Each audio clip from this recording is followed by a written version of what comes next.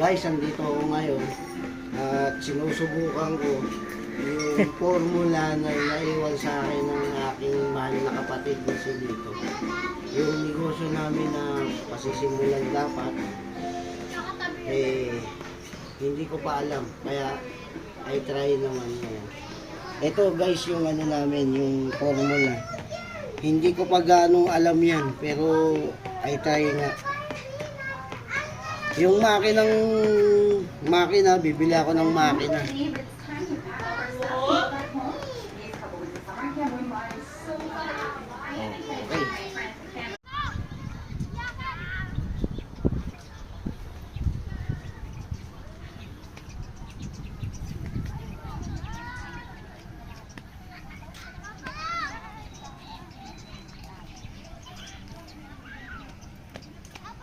Okay.